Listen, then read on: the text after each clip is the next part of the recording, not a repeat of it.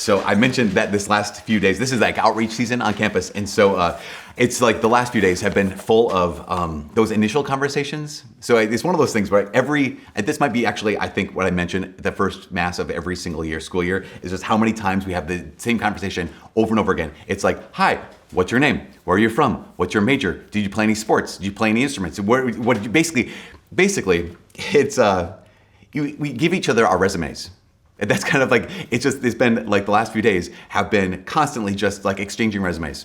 Where you're just telling people, which is fine. I guess it makes sense, right? It's better than, it's a little less uncomfortable than, hi, what's your name? So what are your biggest regrets in life? Like that would be maybe uncomfortable. Or what are you most deathly afraid of? Are there any fears you have going on? What are your insecurities? You have to start somewhere. And I think starting with a resume is not the worst thing in the world because it's a place to start and because it's true. It's the things that are true about a human being.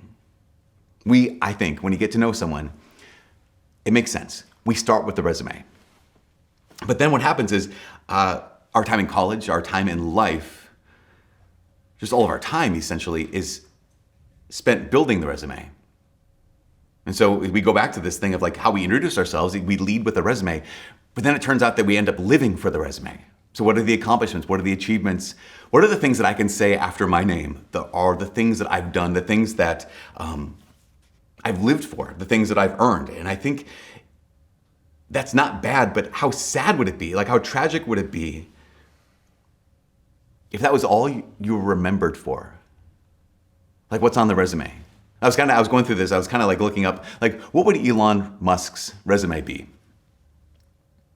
Like, okay, he founded SpaceX, and there was like 30 things that aren't on his resume that was on some website, and he had an ROI of a company for 130 billion. That he would, if he died today, he would die, this amount of money wealthy. And I thought, that's just, again, how empty it would be if at someone's funeral, at Elon Musk's funeral, they just stood up and they said, these are all the things that he did. These are all his achievements. These are all his accomplishments. This is how much he was worth when he died. It's kind of like, if you got someone's funeral and they said, what I can say about him is his max back squat was such and such a weight. Or what we know about her is, she held her ideal weight till the very end. Or that even at 65, he still looked 50. Like, these are things that we're living for, right? These are things that so many people are preoccupied with. And how empty would it be if that's the only thing that someone could say at our funeral? I think as anyone can get up and read a resume at a funeral. But only someone who really knows you can get up and give the eulogy. Not just like, well, what did she do? What did he do? But who was she? Not just what were their accomplishments, but what were they like?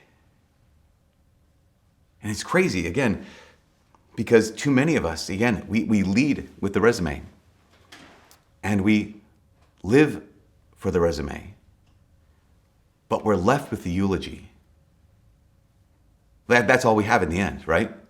And there's a man named David Brooks. He wrote a book called The Road to Character, and he talks about this. He talks about how so many of us, we live for what they call resume virtues. He calls resume virtues. The things that we put on a resume. But then we're remembered for our eulogy virtues. And what we're going to do is actually we're starting a new series. This weekend, we're starting a new series. Because we want to begin with the end in mind, right? Because too many of us, we lead with the resume virtues and we live for the resume virtues, but we're left with the eulogy virtues. And so if we begin with the end in mind, that idea of like, okay, I'm starting the semester, maybe I'm starting my whole career in college, maybe wherever you're at in life right now, okay, I'm taking this next step. And this next step is towards where? Like, what's it aiming for? Because most of us, again, are living for the resume virtues, but we're left with the eulogy virtues. And so we're starting this series, and this series is on eulogy virtues. It's like the things that we're left with, the things that hopefully the people that we love, the people that know us, hopefully the things they remember about us, hopefully at the end of our lives, regardless of how short or how long our lives are, the things that are true about us. And the first virtue that we want to talk about today is in the Book of Sirach. Actually, Jesus even mentions it in the gospel today. In Sirach, he starts it off by saying, conduct your affairs with humility.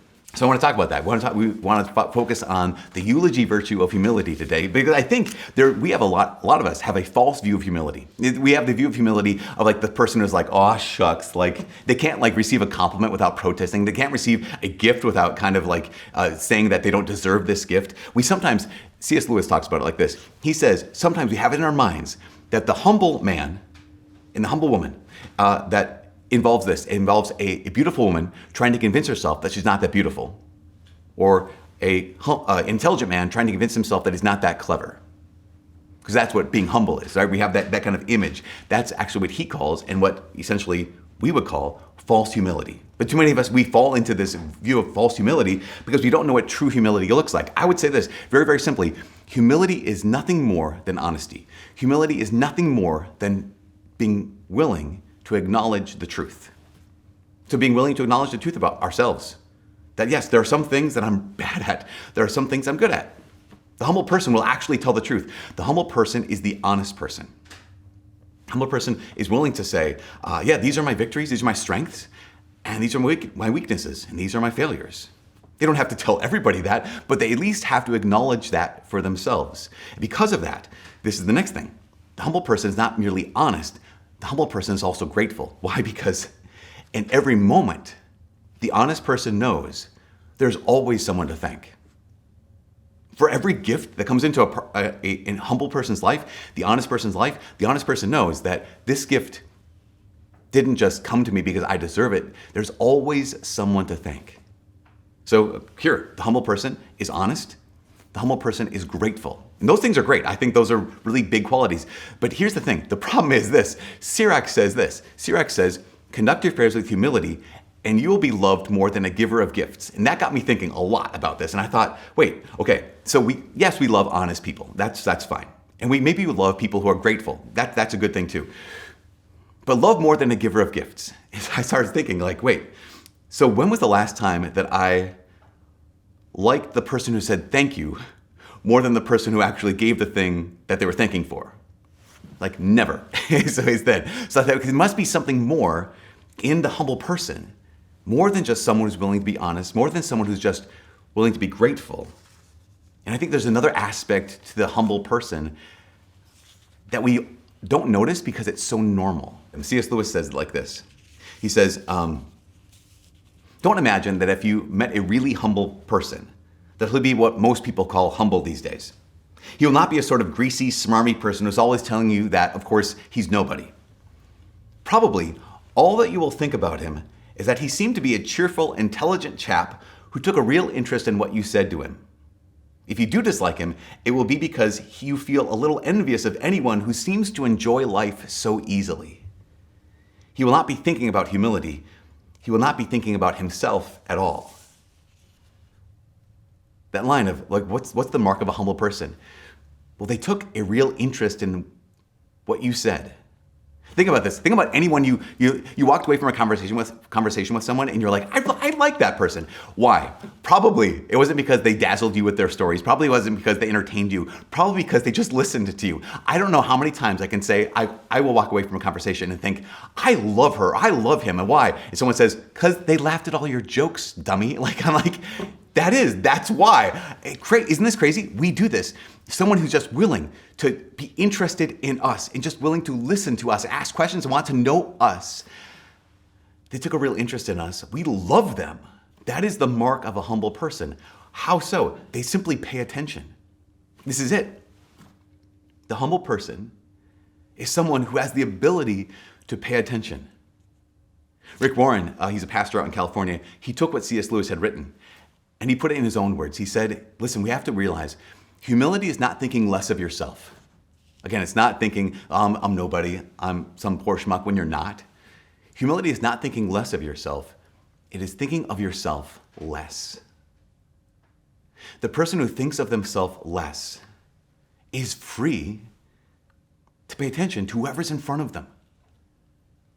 That's like a superpower. That is, okay, go back over the last, for us, we are the mission team and the focus team and everyone here.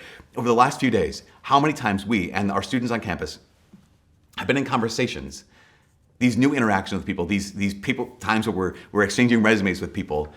how many times those interactions, those brief conversations or in-depth conversations were ruined because I kept thinking, like, how am I coming across? How am I coming across? How am I doing right now? How am I doing? That this interaction is ruined because I'm thinking, what are they thinking about me right now? That I couldn't pay attention to the person in front of me because I was too distracted by the person inside of me. You ever have that situation where, right, it's just I don't have the ability to pay attention to you because I'm too preoccupied with me. But the humble person is not thinking less of themselves, they're thinking of themselves less. That's why I think that if I just tell myself, okay, in this conversation, just be humble, okay, listen to them, just be humble, doesn't work. But how about this? Pay attention.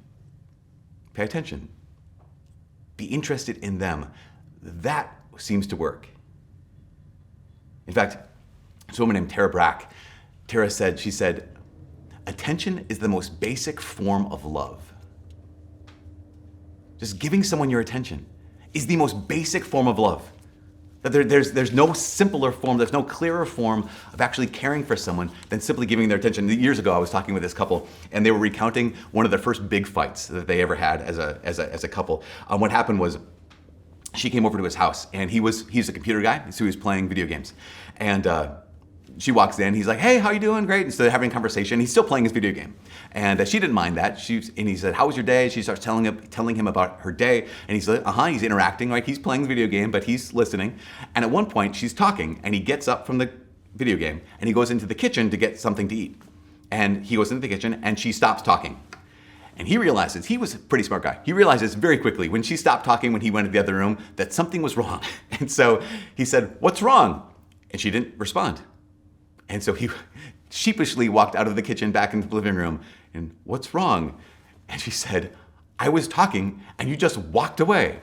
And he was like, yeah, but I was still listening to you. And that began the first big fight of their relationship. They recounted to me, but there was a great conclusion that came out of this fight, a great resolution that came out of this fight. And it was this. It was, whenever we see each other, after we haven't seen each other for a long time, we've committed to each other that we're going to have at least 15 minutes of what they called eyeball time, where whatever you're doing, when you get a chance, put it down, and we're gonna have just 15 minutes of eyeball time, just simply paying attention to each other. I came across a post, I don't know how long ago it was, someone had said, on my 5th year wedding anniversary, I've discovered that 80% of marriage is simply shouting, what, from the other room. Because that's this recognition that even people who love each other so much, we don't often pay attention to each other. But Sirach would say, conduct affairs with humility, and you'll be loved more than a giver of gifts. Why? Because when someone does that, when someone pays attention, we remember them. That's why humility is a eulogy virtue, because it's what's remembered. I think in the course of my life, I've met at least 2 people who are likely to become canonized saints. I met a lot of holy people, but I think these 2 people are likely to become canonized saints. One of them is a man named Father Thomas Dubé. Father Thomas Dubé was a priest. He was a teacher and an author. He used to travel the world giving retreats and seminars and just teaching all over the place. At one point, when I was 1 year ordained a priest, I was up in Hibbing, Minnesota. Father Dubé came to our parish, and I had read all of his books. You know, he's an old man by that point, and he was preaching all day on a Saturday. And he asked me if I could drive him over to the rectory during lunch because he just wanted to rest his voice, an old guy. And I said, sure, no problem. So I drove him to the rectory. And while he was eating, I went up to my room, and I had a Nordic track, Nordic little cross-country ski machine. So I get on this for like half an hour, and I come down, and he was like, what was that? And I was like, because I thought he was this is the holy guy, right? This is the really impressive, big-time author, teacher, speaker, whatever. I was like, oh, he said, was that a treadmill? I was like, oh, it's like a ski machine kind of a thing. And he's like, that's amazing. You did that all on your own? I'm like, well, yeah, I was the only one up there. He's like, did you go at least 10 minutes? I was like, well, it was like, I don't know, half an hour. A half an hour? Wow. And he just had all these questions he wanted to know about, like, what's it like? And are you training for something? And that's fascinating. And I was just like, I am so, he's not getting anything out of this conversation other than finding out about me and my exercise habits. Later on that night, the pastor and the senior associate and I took him out to dinner. Sorry, the pastor took the 3 of us out to dinner. And He had written this book called The Evidential Power of Beauty. It is definitely 10 out of 10, would recommend. Super good. And one of the chapters of The Evidential Power of Beauty is a chapter on music and how music can be beautiful, but music can be ugly too. And so I just asked him a question about this chapter, showing how intelligent I was. And his response, I kind of challenged, I was a little precocious, I think. I kind of challenged one of his points. And he listened and he said, wow, yeah. Well, I got that from so-and-so. That was someone else's idea that I brought into my book. But what do you think about that? And I thought, I am an infant priest at this point. I don't have a right to have an opinion to anything. I thought about this once because I read it once in your book. You have given your entire life to this kind of thing. And he actually was interested in what I had to say. I've read almost every one of his books. I've listened to almost every one of his published talks. That's what I remember. That this guy, this man, who had everything to teach me, was interested in what I had to say. That's why this paying attention, that's why humility is a resume virtue. Of course, you could say, well, that's a tactic. He didn't want to argue with you. He got out of the argument. Or even just, think about this. If humility, people are humble, are loved more than givers of gifts, well, maybe then just be humble and you'd be charming. If you're humble, then you get your way. If you're humble, you can manipulate people. And maybe that's why you should be humble. Maybe that's why you should pay attention to people. You can make friends and influence people, and that's how you can live. Jesus cuts through that. In the gospel, in the parable, Jesus says some kind of confusing words. In the parable, Jesus says, when you throw a dinner, when you host a party, when you host an event, don't invite your relatives and friends. Keep in mind, when Jesus has a parable, it's not a general rule. He's making a specific point. So if you ever get the point where you have Thanksgiving dinner, you get to invite your family. What Jesus is saying is, when you invite someone, invite people who can't pay you back. Like when you do things for others, make sure you do them for people who can't pay you back. When you pay attention to people who can't pay you back. It's the reason why we call it paying attention. It's because it costs something. It costs us something to pay attention.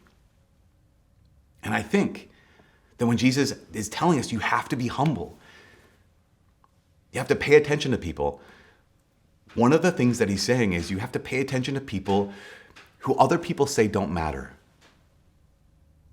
Just pay attention to the people who are right in front of you, because they're worth your attention. So this is the last thing. As we continue this series on eulogy virtues this week, my invitation is grow in the eulogy virtue of humility. So simply. Humility is not thinking less of yourself, it's thinking of yourself less. It's having the freedom inside to not be distracted or preoccupied by me so that I can pay attention to the person in front of me. So I'd say this, do this by simply paying attention. To whom? Well, to the person who won't pay you back. Pay attention to the person who can't pay you back. I think start this week, start by paying attention to the person who's simply in front of you. When we meet new people, we lead with the resume virtues, and too many of us live for the resume virtues. But at the end of our lives, we're left with what really matters. At the end of our lives, we're left with the eulogy virtues.